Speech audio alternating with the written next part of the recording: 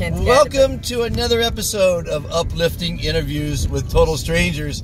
I've got a lovely young lady who's half Brazilian and half Italian. Two of my favorite countries. Welcome, welcome to the show. How are you? And Andrea is the first healer I've had on board.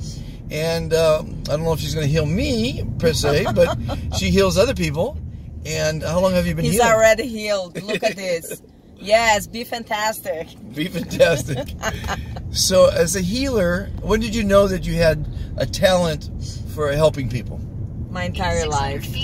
But I never had the label, actually, of healer. Right. My friends would come and say, "Hey, Andrea, my kid cannot sleep. Just come to my house and help me to make sleep." Right. And I was like, what is this about? So I would hold it then and just touch them. And they would fall asleep. You know, the most, difficult kids, the one that really would have a hard time sleeping, right, or digestive problems, I would touch them and they would feel better little by little. So you have some sort of energy in your body that manifests a cure, let's say, for something that's ailing. What's the most common people would hire you to do what?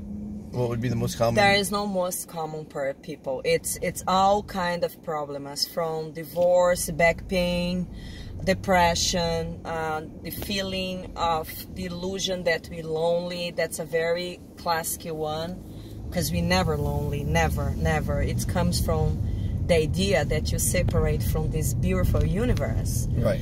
Any kind of problems. I used to work also inside of Tower Center, which is a part of Cedar Sinai. I was doing volunteer work there, which is also another different way of work, which is cancer patients. So all kind of people from Can you heal cancer? That's a big statement. I know. That's a big statement. Because I just had a cancer patient on board. I had cases that the cancer started to shrink, or people wouldn't have any problem during their when they were doing chemo.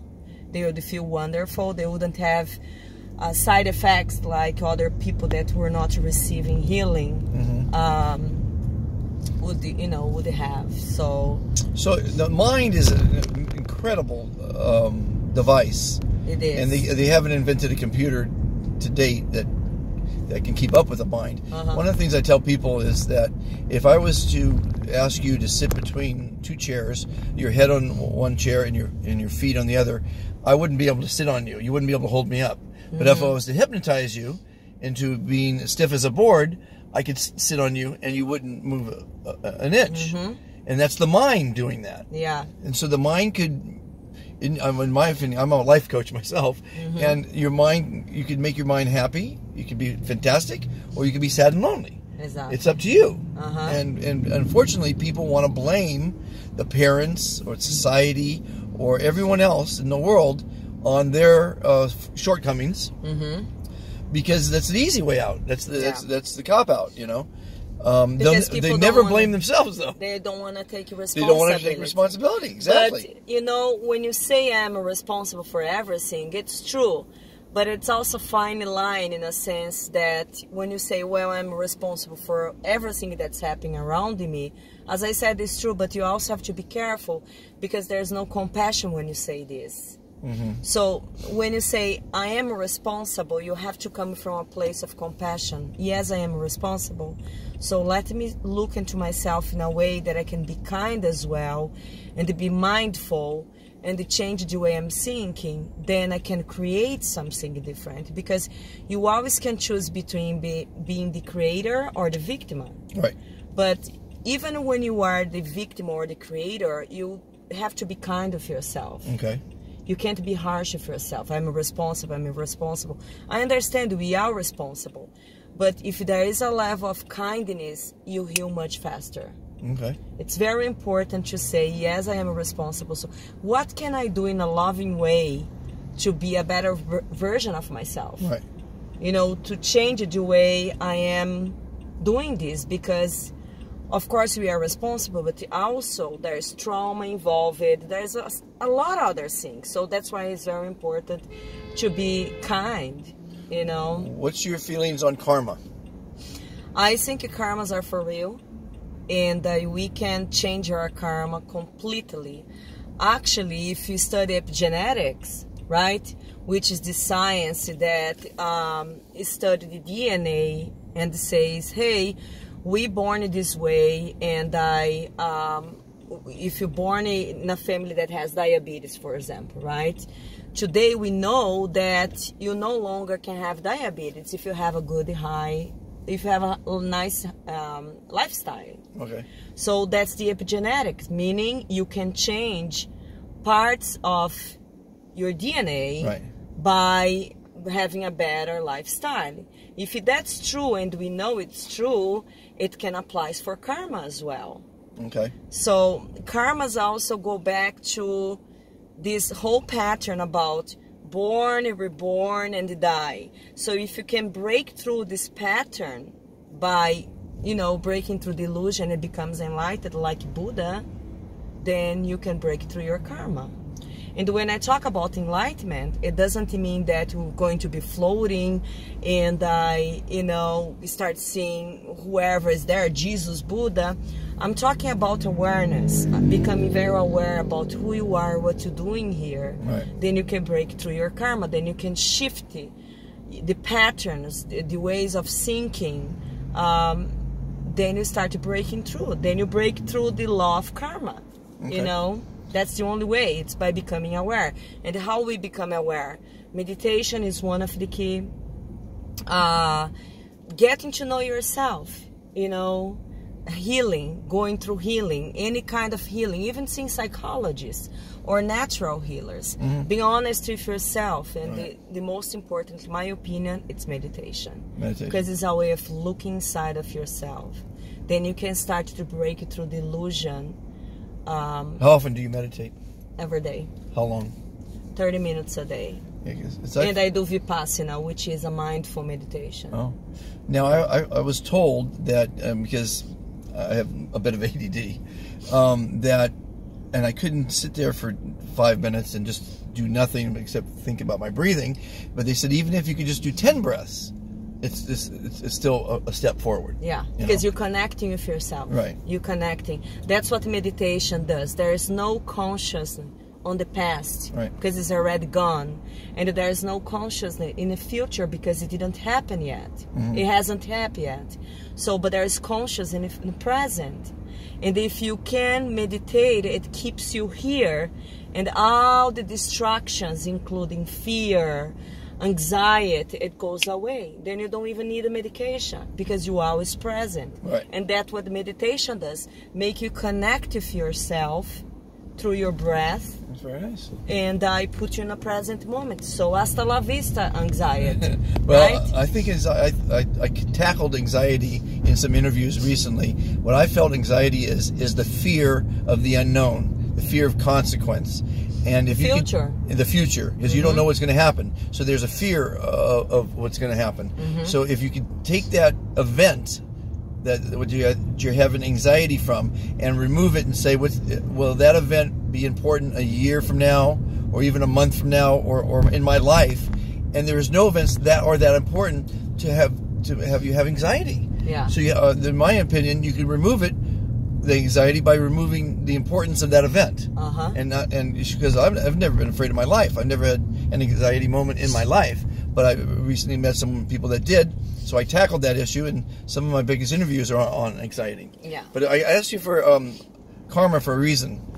I feel that if people start saying they're fantastic, even if they're not feeling well, as you know, it makes you smile, the word, and it makes your endorphins kick off, and dopamine and serotonin. But it also makes the person you said fantastic to smile.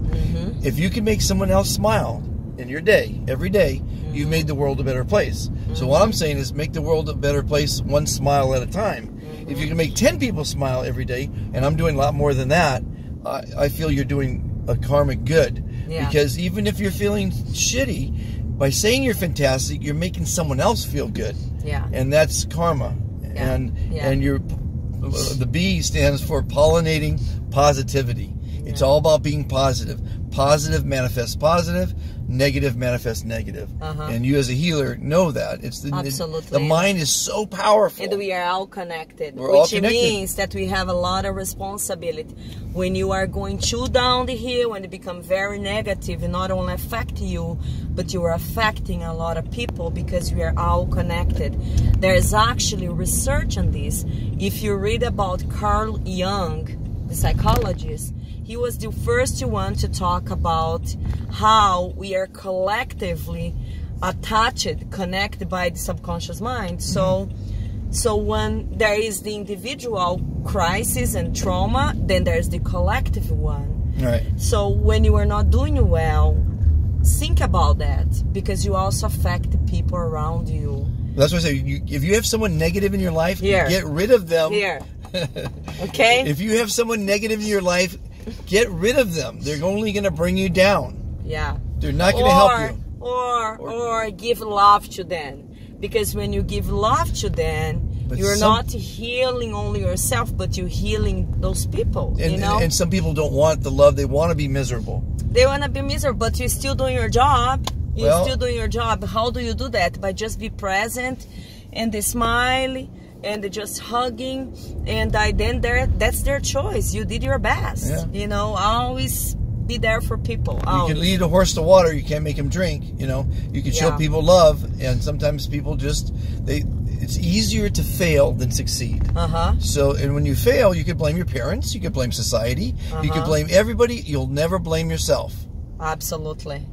Absolutely. Self-responsibility for a lot. Take responsibility for your life. And think when positive. People come to me and they ask me about destiny or future, I always say, tell me about your life right now, because what you're doing right now, it's what's gonna go to tell me how you're gonna go to live in your future. Right. The people that you hang out, what you eat, what is that around you, it's an amazing way to understand how are you inside of yourself. So whoever you hang out, wherever you go, it's an extension of who you are inside. So if you're lost and you have no idea who you are, just look around you. It's gonna go to give a clue where you are in your life right now. The problem, people aren't living in the present. They're living for retirement. They're living for the future. They're living for the destination, not the journey. Absolutely. You have to live for the day, because we don't know if we're around tomorrow. No, we don't. You know, a good friend of mine, my oldest and dearest friend, not dearest friend, my oldest friend, passed away 4 days ago. I was very sad. I had a good cry. And we don't know how long we're going to be here. No, we don't. My parents died when I was 9 years old. I was orphaned at 9 years old. Fostered at 10. We don't know how long we're going to have it on the rock. I call it the rock. You know, it's the planet, but I call it the rock. Yeah. And enjoy every darn day. And unfortunately, most people don't get it.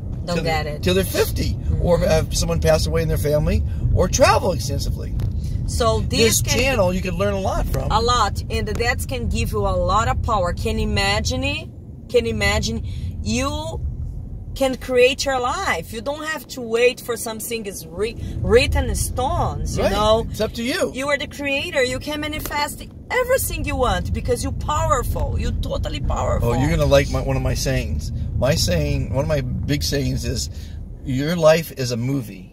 And you are the director of your movie, and you're the star of your movie. Yeah. You need to make every scene, like right now you're in my movie, and I'm in your movie, and I've been directing this because I could have not talked to you, and we wouldn't have had any interaction whatsoever, right? Absolutely. So I've directed this scene in my movie to be fun, which is what's happening right now, to be educational, which is what's happening right now, to be motivational, which is happening right now. So this scene in my movie is worth watching. Absolutely. And I tell people, make every scene in your life, in your movie, worth watching.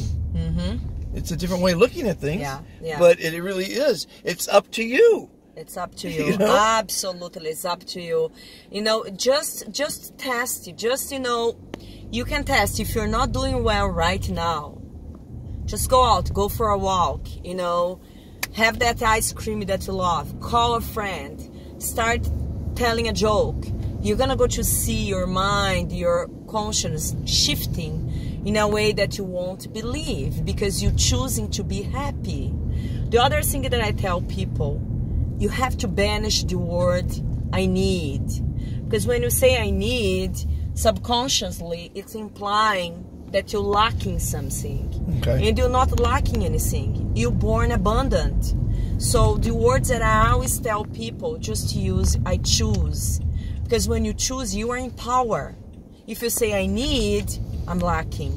That means that I needed to have something that I don't have yet, and you have everything. Right. So the right words, they are I choose, I am, always in the I present. am, I was told, the two most powerful words in the English am, language. and I choose. I am choose powerful. to be happy. I am healthy. I am happy. I am successful. Beautiful. I am beautiful. I am there. You know, I mean, Yeah. that's what I was told. So now And I choose to be a success. So I choose to be in this Uber right now, this Lyft. Exactly. So, right? Yes. So it's all about to choose. I'm choosing my life every 2 minutes. You choose to be happy, you choose to be sad. Absolutely. So it's your choice. Yeah.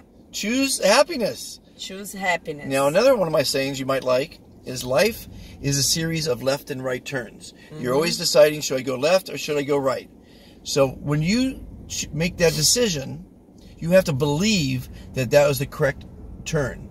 And when you believe that every turn you make is correct, you're going to get confidence in your decision making. With that confidence, you're going to have success in life.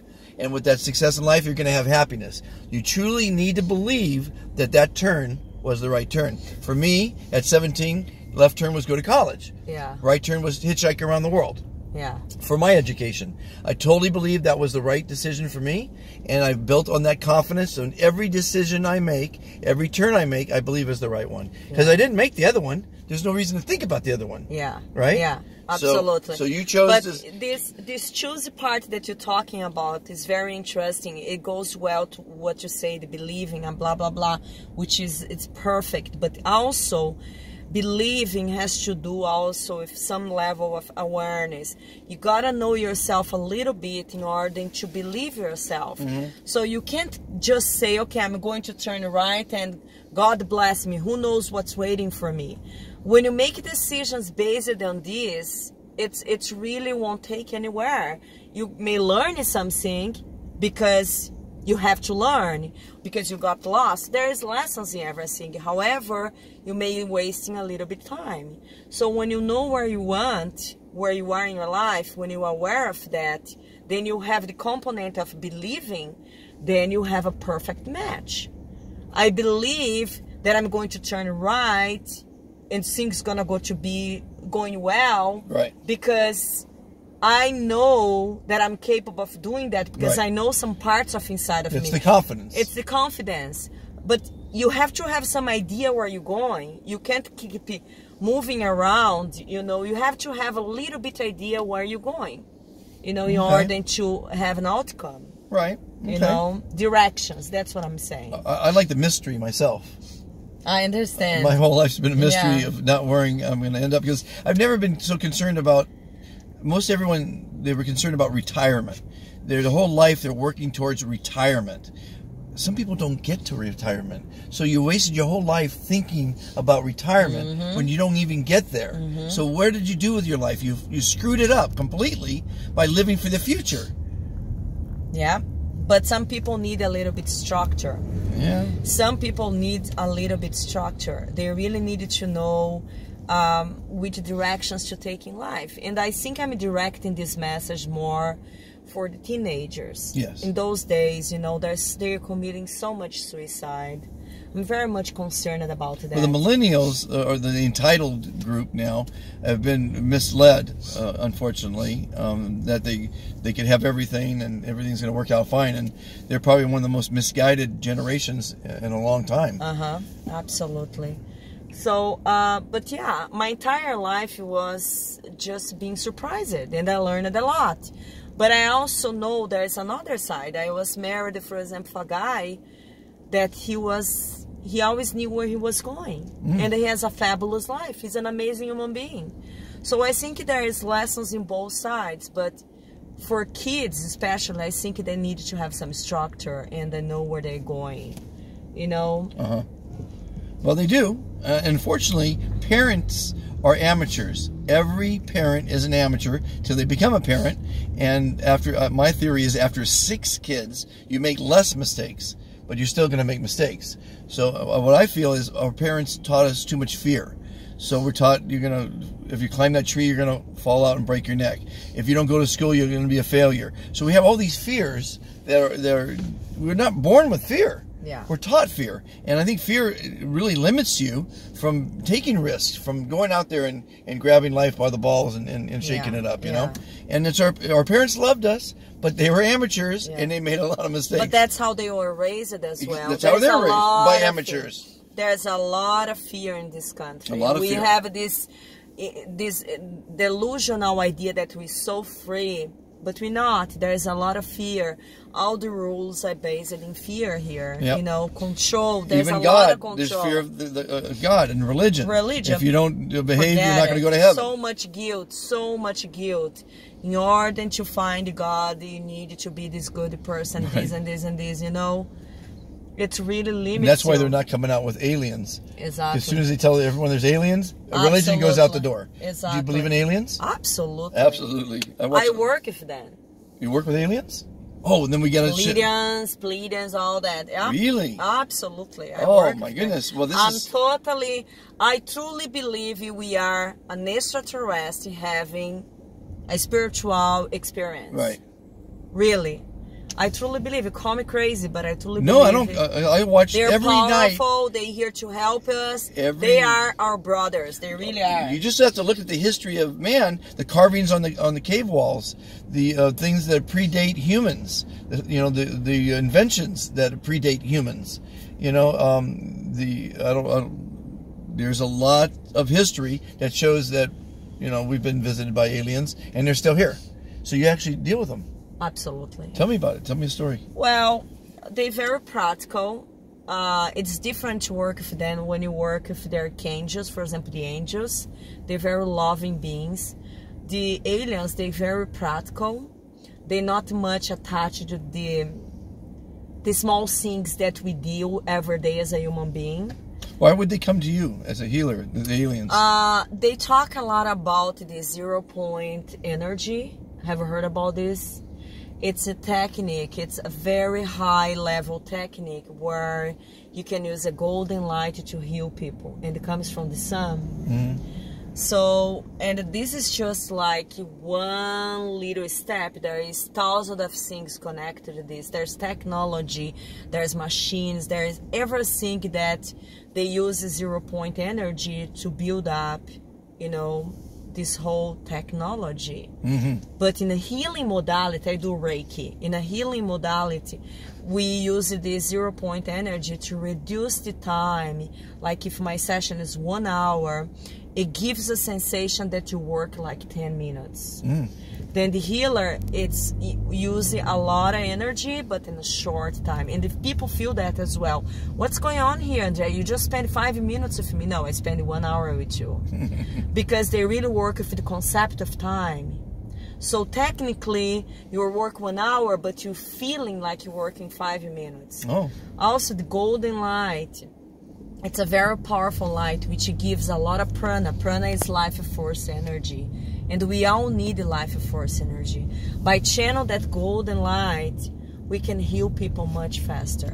But there's different ways of doing this, This is just like a fraction. We would have to stay here forever to talk about them. Who are they? What they are doing here, And they look like us? They look like us, and they are actually like us, but working different fields. Do they reveal right away that they're aliens? No. You have to pull it out of them. No. I have clients, they come to me, when I touch them, they don't have regular chakras. Chakras are the bridge that connects us to the physical, to the spiritual world. It's like a bridge that connects us. Okay. So when I touch them, I'm like, wow. You know it. And they don't know they're aliens then probably? Some of them know, but they're not allowed to say. I had a case of this person. I would start talking to her. Every time that I would talk to her, she would back up. They really doesn't understand human love. They don't understand human love. Okay. It's very hard for them to understand. But they're reproducing, they're having children, They are. but they come across as cold, but they're not. But they're not here to have those human connections that we do. They come here to heal us, and they bring a lot of knowledge, especially in the government. Are they mating Science. amongst themselves, and they know each other? They know the species? How many species are there? Oh, there's different species. They come from Atlanta. They come from different places. Really different species. And there are the negative ones as well. We call them reptiles. Mm.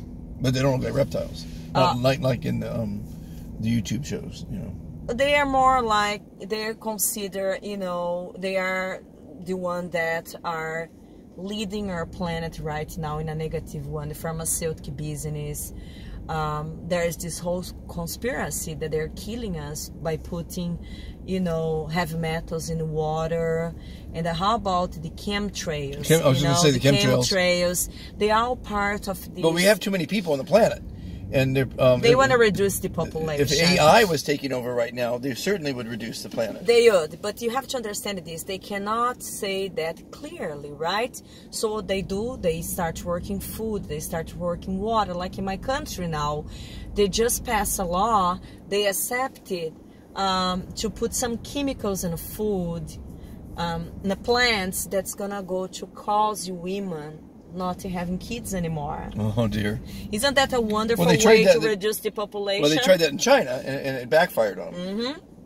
Yeah, that's what they're doing. You know, we are aware of this. Monsanto is one of them. Monsanto is the worst corporation on the planet. Don't share this. Oh.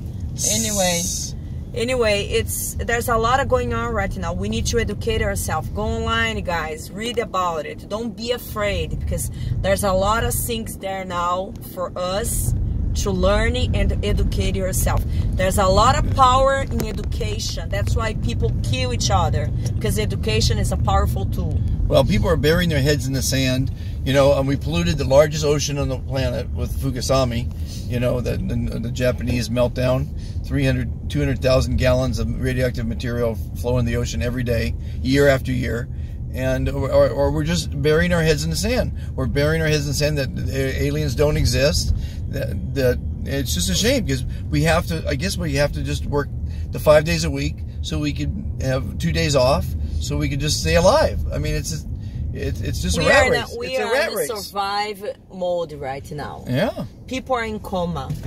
People are in coma, and they're really they are not really connected. How that happens? Because there's so much control around us that really doesn't allow us to really see who we are. Right. There's a lot of there's too many people. You can't have everyone being leaders, you know. You have to have the followers. They're shutting us down, whether it's through television, food, everything. Then people are in coma. They don't, by not getting their own power, they can do whatever they want with you. Right, right. How do you break through this? Working yourself, go read, you know, be aware what's going on around you. Yes. That's the way to go. I agree completely. Wake up, people. Wake up, Go people. to YouTube and watch what's going on with the aliens. Exactly. Be mindful. Be mindful. There's a lot of power in being mindful. It really is. She's got it together. This is great. This is, by the way, we just spoke 28 minutes. Oh my God, I need to go to my destination. Well, no, we didn't get there any I'm vegan. But today, I'm going to break this and eat a little bit meat. I'm needing meat. Oh, really? You're vegan? Yeah, I'm oh, vegan. and you can eat some meat. What kind of meat?